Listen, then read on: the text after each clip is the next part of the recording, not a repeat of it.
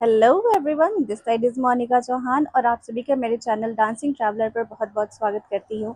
तो मेरी ये वीडियो उन लोगों के लिए है जो योगा लवर हैं, एक्सरसाइज लवर हैं और जो बिगिनर हैं, प्रैक्टिशनर सभी प्रैक्टिस कर ही रहे हैं, योगा उन्होंने जस्ट स्टार्ट करा है, तो ये उन सभी के लिए है। मैं एकदम बेसिक से स्टार्ट कर रही हूँ ताकि आप एकदम शुरू से शुरू कर सके सही पोस्चर के साथ। तो चलिए फिर वीडियो कंटिन्यू करते हैं। योगा सबसे पहले हम लाइट वार्म अप से स्टार्ट करेंगे। इसमें आपका शोल्डर एंड आर्म्स मूवमेंट आएगा, जिसे हस्त संचालन क्रिया भी कहते हैं। सबसे पहले आपको स्टैंडिंग पोजीशन में आना है, खड़े होना है। फिर उसके बाद शोल्डर एंड टोज आपके इक्वल डिस्टेंस पर हो, इस बात का ध्यान रखें। उसके बाद आपको अपना राइट हैंड लेफ्ट आर्मपिट पर रखना है। देन उसके बाद आपको लेफ्ट हैंड रोटेट करना है कम से कम 10 काउंट्स तक। देन उसके बाद आप इसे रिवर्स भी करेंगे, उसे भी आप 10 काउंट्स तक करेंगे।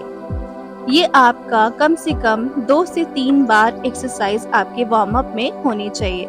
देन उसके बाद सेम प्रोसेस हम राइट हैंड में करेंगे। Left hand right hand side में आर्मपिट पर रखेंगे, देन रोटेट करना स्टार्ट करेंगे। उसके बाद इसे रिवर्स भी करेंगे।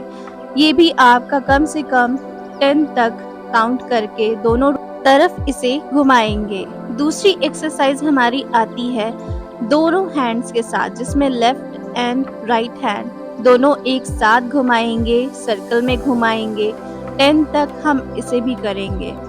फिर उसके बाद इसे भी रिवर्स में करेंगे और ये भी कम से कम एक्सरसाइज आपको 2 से 3 बार रिपीट करनी है सेम फॉर्म में। इसके बाद दोनों शोल्डर्स पर अपने हाथ सीधे रखकर शोल्डर्स पे हाथों को रखेंगे और इसे सर्कल में घुमाना स्टार्ट करेंगे। गोल गोल घुमाना है, याद रहे पूरा शोल्डर मूवमेंट होना चाहिए। इसमें आपका कोहनी से कोहनी, दोनों कोहनी आपस में टच होना जरूरी है, तभी आपका सही से पोस्चर आ पाएगा। इसके बाद आप इसे 10 तक काउंट करेंगे और इसे दोबारा रोटेट में घुमाएंगे, एंटी क्लॉक चलेगा। फिर आप साइड एंगल से भी देख लीजिए किस तरह से ये राउंड राउंड हो रहा है। इसी तरह आपको शोल्डर मूवमेंट करना है। अब हम शोल्डर स्ट्रेच करेंगे। इसके लिए आपको राइट हैंड अपने दूसरे लेफ्ट साइड के बाजू में रखना है और दूसरे हाथ से आपको अपने हैंड को स्ट्रेच करना है। इससे आपके शोल्डर्स में अच्छा स्ट्रेच और खिंचाव महसूस होगा और आपके शोल्डर्स को ओपन करेगा। नेक्स्ट एक्सरसाइज है हमारी नेक मूवमेंट यानी ग्रीवा संचालन क्रिया। इसके लिए हम दोनों हाथों को अपनी कमर पर अच्छे से रख लेंगे। इसके बाद हम अप डाउन के फॉर्म में, नीचे फिर ऊपर के फॉर्म में हम करेंगे। इसे कम से कम 10 बार करेंगे, 8 से 10 बार। याद रहे आपकी ठुड्डी यानी चिन आपके चेस्ट पर लगा होना चाहिए।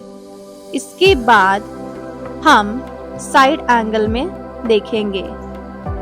पहले राइट साइड देखेंगे, उसके बाद लेफ्ट साइड देखेंगे। ये भी आपको 8 से 10 बार करना है इस क्रिया को। और याद रहे एकदम स्ट्रेट देखना है, अपने शोल्डर्स के एकदम सिधाई में आपको देखना है। एक बार आप इस एंगल से भी देख लें किस तरह से मैं कर रही हूँ। ठीक इसी तरह आप सबको भी करना है। और ये नेक मूवमेंट आपको झटके में नहीं करना है, बहुत आराम से करना है। नेक को बस हमें हल्का सा खिंचाव देना है, इसके अलावा आप इसे झटके से नहीं करेंगे। नेक मूवमेंट में हमारी तीसरी एक्सरसाइज आएगी नेक रोटेशन। नेक रोटेशन में आपको दाहिने साइड से शोल्डर से सटाते हुए आपको पीछे से लेफ्ट साइड के शोल्डर तक आना है।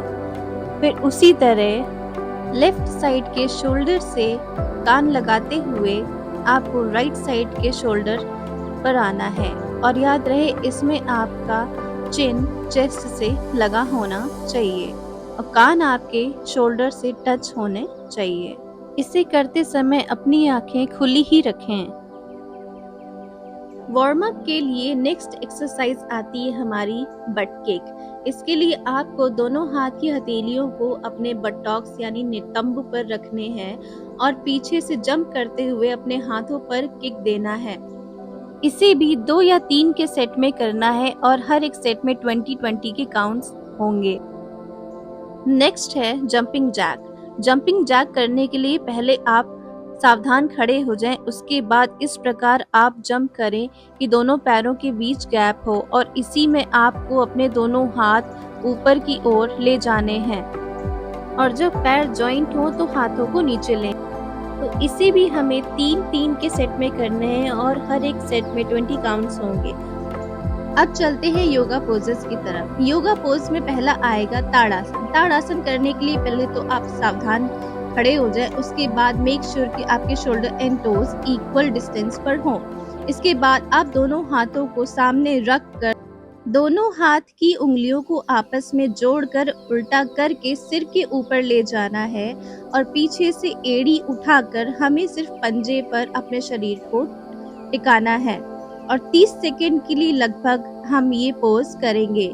30 सेकंड के लिए आपको इस तरह से होल्ड करना है और अपने आप को ऊपर की ओर जितना खींच सकते हैं, जितना तान सकते हैं उतना आप। इसी में हमारा आ जाता है तिर्यक ताड़ासन। तिर्यक ताड़ासन करने के लिए आपके हाथ और पैर वैसे ही रहेंगे, बस इसमें आपको पहले दाएं मुड़ना है, दाएं मुड़कर आपको थोड़ा सा अपने शरीर को खिंचाव देना है और 30 सेकंड तक होल्ड। इसी तरह हम बाईं तरफ भी करेंगे और इसमें ध्यान रहे कि इसमें पीछे से एड़ी नहीं उठानी है।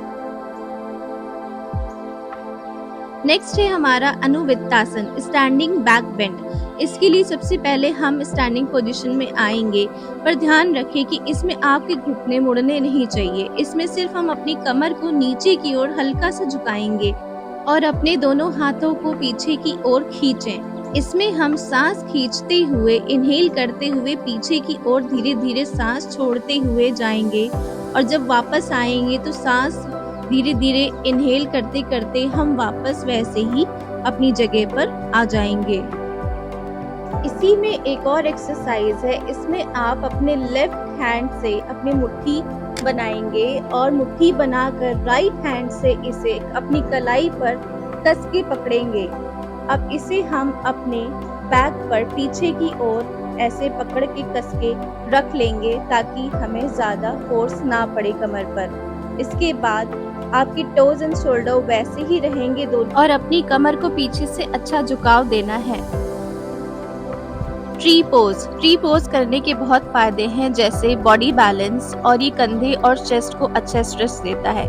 इसके लिए हमें करना ये है कि हमें स्टैंडिंग पोजीशन में आना है और अपने राइट साइड से स्टार्ट करना है। राइट साइड के पैर को, फुट को आप अपने जांघों के बगल में एकदम साइड में लगाएंगे, कुछ इस तरह। पहले तो अपना बैलेंस फाइंड करें। बैलेंस अगर आप कर ले रहे हैं देन उसके बाद आप धीरे धीरे अपने हाथों को स्ट्रेच करते हुए ऊपर की ओर आप खुद को खींचें। इसमें बैक आपकी एकदम स्ट्रेट रहेगी और ये कम से कम जब आप होल्ड कर ले तो इसी तरह आपको लेफ्ट साइड से भी करना है और इसके 3 सेट लगाने हैं 30 सेकेंड्स के।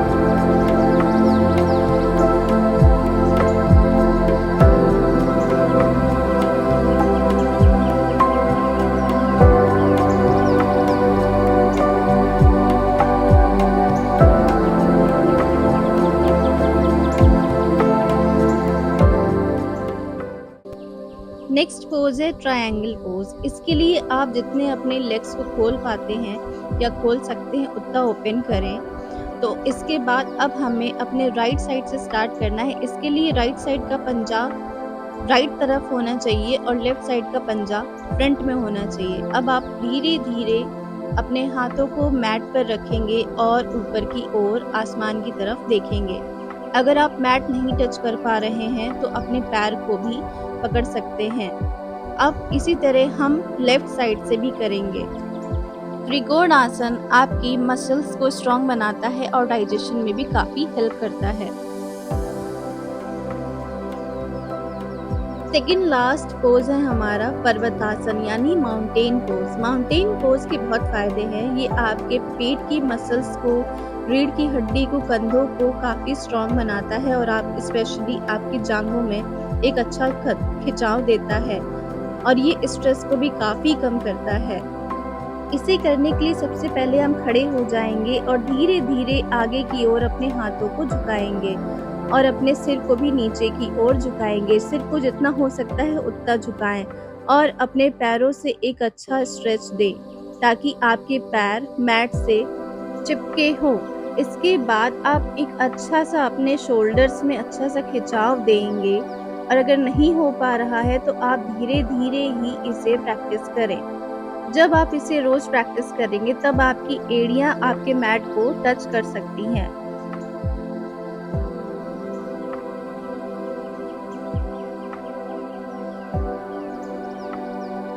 लास्ट पोज हमारा आ जाएगा बटरफ्लाई पोज यानी तितली आसन। इसके लिए आपके दोनों तलवे एक दूसरे से सटे होने चाहिए, चिपके होने चाहिए और अपने हाथों को इस तरह से लॉक करके अपने दोनों पंजों को पकड़ना है और रीढ़ की हड्डी आपकी बैक यानी स्ट्रेट रहेगी और अपने पैरों को तेजी से चलाना है। तो जितना आप अपने पैरों को चला सकते हैं उतना चलाना है। इसे हम काउंट्स के साथ करेंगे। एक सेट में आपके 20 काउंट्स होंगे, देन उसके बाद आपको 30 सेकेंड होल्ड करना है कुछ इस तरह और आपकी नोज आपके टो से टच होनी चाहिए। बटरफ्लाई पोज वुमेन्स के लिए बहुत अच्छा है। वुमेन्स की कमर के लिए ये बहुत फायदा करता है और लोअर बैक को फ्लेक्सिबल बनाता है।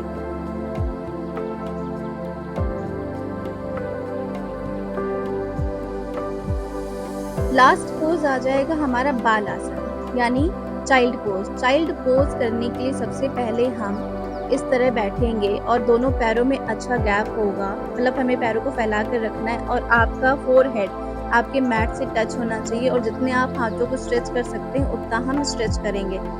बाल आसन आपके शरीर में एक अच्छा से स्ट्रेच देता है और आपके शरीर के तनाव को कम करता है।